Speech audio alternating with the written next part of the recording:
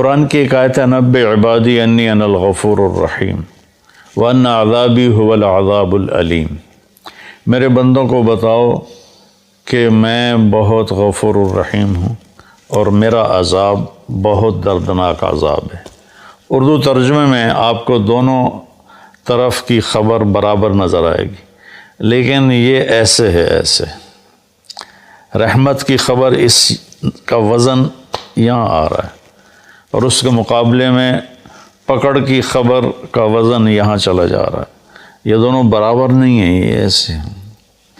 اب ہم اس کو تھوڑا تھوڑا کوریدتے ہیں۔ نبے، میرے بندوں کو بار بار بتاؤ۔ نبے، نبے اذن باب تفعیل میں تکرار ہوتا ہے، تو اللہ تعالیٰ یہ کہتا اخبر، میرے بندوں کو بتاؤ تو ہو جاتی بات۔ اخبر کی وجہ نبے، بار بار سنا ان کو، یہ مجھ سے ڈرے ہوئے ہیں، ان کو بار بار سنا۔ جیسے اذن، بار اذان جو کہ بار بار ہوتی ہے تو اذن، اذن فی الناس بالحج یاتوک رجالا، اذان من اللہ ورسولہ۔ تو اس پیٹرن پر جو لفظ آتا ہے اس کے اندر تکرار کا مطلب داخل ہوتا ہے۔ تو میرا اللہ اپنے حبیب سے کہہ رہا ہے بار بار سنا میرے محبوب، بار بار سنا۔ آگے اللہ کہتا اخبر الناس، لوگوں کو بتاؤ، یا چلو اگر خاص کرتا تو اخبر الذین آمنوا، ایمان والوں کو خبردار کر دو، خبر دے دو۔ نبے کی خوبصورتی الگ ہے، عبادی کی الگ ہے۔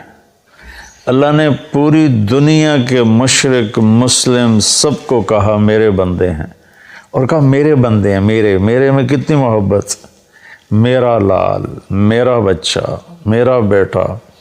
تو پوری دنیا کے مسلم نان مسلم کو اللہ تعالیٰ ایڈریس کر رہا ہے کہ میرے حبیب آپ کی ذمہ داری ہے کہ بار بار بتلاؤ، انسانوں کو نہیں فرمایا، مسلمانوں کو نہیں فرمایا، میرے بندے، یہ سب میرے ہی ہیں، توبہ کر لیں میں ان کا، ان تابوا فانا حبیبہم، توبہ کر لیں تو میں ان کا بہترین دوست ہوں۔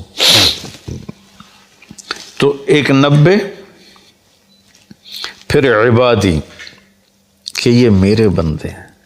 میرے بندے کا کیا مطلب ہے کہ حساب میں نے لینا ہے، تم نے نہیں، تو تم میرے بندوں کو ذلیل نہ کرو، کسی کو حقیر نہ جانو، کوئی اچھا ہے یا برا ہے، کوئی ماننے والا ہے یا نہ ماننے والا ہے، یہاں تک کہ کوئی اللہ کا منکر ہے۔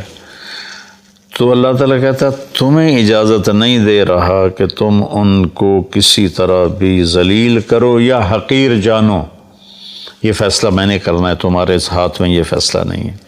تو عبادی میں کتنی خوبصورت بات اللہ نے کہی کہ میرے بندے، میرے بندے۔ ماں کے لہجے میں کہتے ہیں نا صدقے، میں تو والی نہیں پہ آمدہ، تو میرے بندے، ایک نبے، ایک میرے بندے۔ پھر انی، میں بذات خود، انا یقیناً میں ہی کیا ہوں، غفور ہوں، رحیم ہوں۔ انی، بات بغیر کسی شک کے ہے، انی، انا کی تاکید، پھر یا متکلم، کہ میں بذات خود بہت معاف کرنے والا، بہت رحم کرنے والا ہوں۔ غفور بھی مبالغے کا صیغہ ہے اور رحیم بھی مبالغے کا صیغہ ہے۔ اب اللہ نے بتانا تھا کہ میرا عذاب بڑا سخت ہے، تو یہاں نبے نہیں لائے، نبے تو لائے اس کے ساتھ انی انا الغفور الرحیم، اسی کا عطف بنایا وَأَنَّ عَذَابِي، وہاں ہے انی، یہاں ہے عذابی، وہاں ہے انا، یہاں ہے ہوا۔ ایک غائب ہے، ایک حاضر ہے، فرق ہوتا ہے کہ نہیں؟ ابھی آپ میری بات براہ راست سن رہے ہو تو آپ پر ایک اور تاثر ہے، آپ جا کر میری بات آگے کسی کو نقل کرو گے تو سارا تاثر اس میں سے نکل جائے گا، صرف خبر منتقل ہوگی، تاثر منتقل نہیں ہوگا، چونکہ دیکھنے سے ایک اثر پیدا ہوتا ہے۔ تو جب اللہ نے اپنی رحمت کو بتایا تو اپنے آپ کو سامنے کھڑا کر دیا کہ یہ میں تمہارا رب ہوں، تمہارے سامنے ہوں، میں بہت مہربان ہوں، رحم کرنے والا ہوں، معاف کرنے والا ہوں۔ سبحان اللہ، کیا خوبصورت اللہ تعالیٰ۔ اس لیے میں علماء سے کہتا ہوں اللہ کی رحمت کو زیادہ بتاؤ، اپنے لہجوں میں کڑواہٹ پیدا نہ کرو، اپنے لہجوں میں شدت پیدا نہ کرو، اپنے آنے والے مجمع کو ڈانٹ ڈپٹ کے انداز میں مت بات کرو، محبت کے انداز میں، نرمی کے انداز میں بات کرو۔ تو ایک چوکٹ میں اللہ تعالیٰ کہہ رہا ہے میں بذات خود بہت مہربان ہوں۔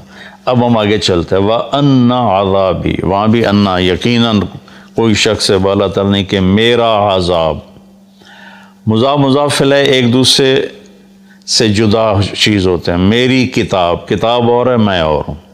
میری ٹوپی، میں اور ہوں، ٹوپی اور ہے۔ اور انی تو بذات خود ہے، اور عذابی، عذاب اور الگ چیز ہے، اللہ الگ چیز ہے۔ عذاب الگ چیز ہے، اللہ الگ چیز ہے۔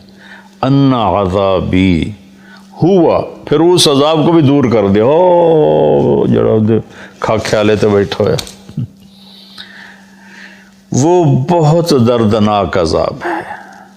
هو العذاب العلیم، یہاں دو صفتیں نہیں لائے، الغفور الرحیم، یہاں ایک لائے ہیں العلیم، اور وہ بھی عذاب کی صفت ہے، اپنی نہیں بنائی۔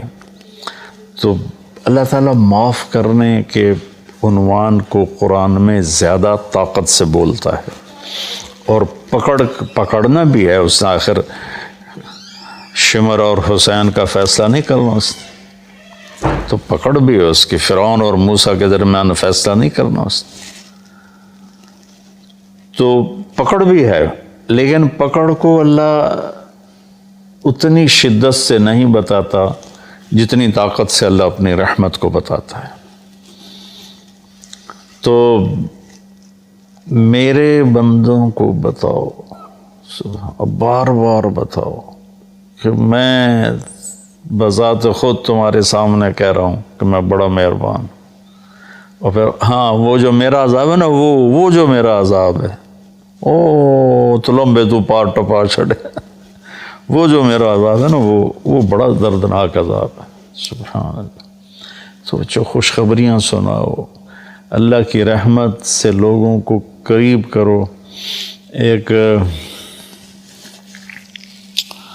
ٹی وی کے ایکٹر تھے بڑے پرانے، تو وہ مجھے ملنے آئے، کہنے لگے میں آپ سے اس لیے ملنے آیا ہوں کہ آپ اللہ سے ڈراتے نہیں، آپ اللہ سے ملاتے ہیں۔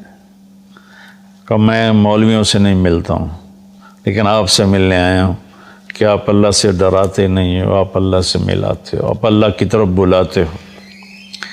کتنے راستے میں لوگ ملتے ہیں، جہاز میں، پھر یہ آپ کے بیان سن کے بخشش کی امید لگ گئی، ورنہ ہم تو سوچ رہے تھے کہ ساڑھی بخشش کوئی نہیں، بخشش کی امید لگ گئی، جنت کی آس لگ گئی۔ تو مغفرت کا اللہ تعالیٰ کو اتنا پسند ہے کہ اللہ کے نبی کا فرمان ہے اگر تم سارے نیک بن جاؤ، گناہ کرنے چھوڑ دو، تو اللہ تم سب کو موت دے کے جنت میں ڈال دے گا، اور ایک ایسی قوم پیدا کرے گا جو گناہ کر کے روئیں گے اور معافی مانگیں گے، پھر اللہ خوش ہو کے انہیں معاف کرے گا۔ معاف کرنا اللہ کو ایسا پسند ہے۔ اللہ کی طرف سے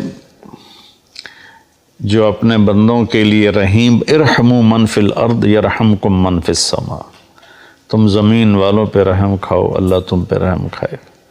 دوسرا آیا سورہ عنکبوت میں، احسب الناس ان یترکوا ان یقولوا آمنا وہم لا یفتنون،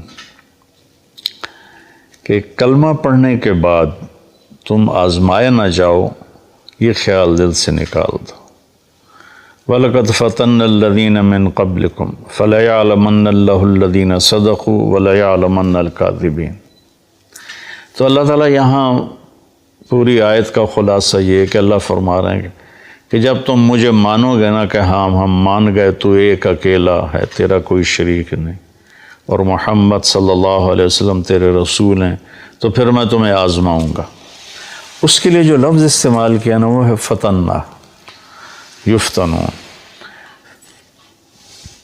فتن کہتے ہیں سونا پگھلانا، فتان عربی میں سونار کو کہتے ہیں، گولڈ سمتھ جس کو ہم انگریزی میں کہتے ہیں، سونار کو عربی میں فتان کہتے ہیں، سونا کو پگھلانے والا۔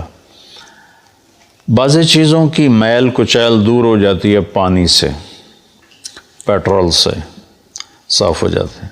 بعض چیزیں ایسی ہوتی ہیں جن کے میل اندر گھسی ہوتی ہے، وہاں پانی نہیں پہنچتا، پیٹرول نہیں پہنچتا، اس کو پھر پگھلانا پڑتا ہے۔ جو دھاتوں کے اندر میل ہے وہ پانی سے نہیں دھلتی، لوہے میں اندر زنگ پھنسا ہوا ہے، سونے میں کھوٹ۔ میں نے ایک دفعہ پورا پروسیس دیکھا تھا سونار کے پاس بیٹھ کر کہ اس نے سونے کی ٹکی کو پگھلایا، پھر اس میں سے کھوٹ کو الگ کیا، خالص کو الگ کیا، یہ سارا میری آنکھوں دیکھا ہے۔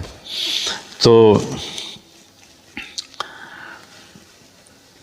جو دھات ہوتی ہے وہ پانی سے نہیں صاف ہوتی، اس کو آگ میں ڈالنا پڑتا ہے۔ جب وہ اس کے اندر مساموں میں آگ جاتی ہے تو وہ پگھل کر کھوٹ کو الگ کر دیتی ہے، وہ آگ اور خالص کو الگ کر دیتی ہے۔ تو انسان دو چیزوں سے بنا ہے، ایک جسم سے، ایک روح سے۔ تو جسم پر جو آنے والے حالات ہیں ان کی مثال پانی سے دھل جاتے ہیں، وہ ظاہری اسباب سے دور ہو جاتے ہیں، لیکن جو روح پہ حالات آتے ہیں اللہ کی طرف سے ناگواری کے، یہ وہ ہے جو سونے کو پگھلا کے اندر سے کھوٹ نکالنا۔ جب تک اس کے اوپر اللہ کی طرف سے آزمائش نہیں آتی، اللہ ہم سب کی حفاظت فرمائے، اس وقت تک وہ خالص نہیں بنتا، جب تک وہ اس بوجھ کو برداشت نہیں کرتا اللہ کی رضا کا۔ وَإِذْ زَاغَتِ الْأَبْصَارُ وَبَلَغَتِ الْقُلُوبُ الْحَنَاجِرَ وَتَظُنُّونَ بِاللَّهِ الظُّنُونَ هُنَالِكَ ابْتُلِيَ الْمُؤْمِنُونَ وَزُلْزِلُوا زِلْزَالًا شَدِيدًا۔ جب تمہاری آنکھیں پھٹ گئیں اور کلیجے اچھل کے منہ کو آ کے، صحابہ کو اللہ کہہ رہا ہے جنگ خندق میں کہ تم اتنی مشقت میں آئے کہ آنکھیں پھٹ گئیں، اور تم کہنے لگے اللہ ہے بھی صحیح، متی نصر اللہ، الا ان نصر اللہ قریب۔ تو یہ دنیا آئیڈیل ہوم نہیں ہے، لوگ اسے آئیڈیل ہوم بنانے کے چکر میں بڑے بڑے محل بناتے ہیں، بڑی بڑے آرام کی شکلیں بناتے ہیں، اپنے آپ کو تسکین دینے کے لیے کروڑوں اربوں ڈالر کی کشتیاں بنواتے ہیں، اس میں بیٹھ کے وہ سمندر کی سیر کو نکلتے ہیں، لیکن 100 بار چمن مہکا 100 بار بہار آئی، دنیا کی وہی رونق، دل کی وہی تنہائی، اندر وہ خالی ہوتا ہے، وہاں کچھ ضرب لگانے کی ضرورت ہے۔ وہ جب آدمی اللہ کی اطاعت میں اپنے آپ کو جما کے چلتا ہے اور اس کے روح پر حالات آتے ہیں تو وہ پھر ایسے نکھر کے صاف ستھرا ہو کے، کیونکہ جنت صاف ستھرے لوگوں کی جگہ، اس لیے جو ایمان والے کبیرہ گناہ کرتے مر گئے ان کو جہنم میں ڈال کے پگھلایا جائے گا، کھوٹ ان کا نکالا جائے گا، کھوٹ نکال کے پھر جب وہ خالص ہو جائیں گے پھر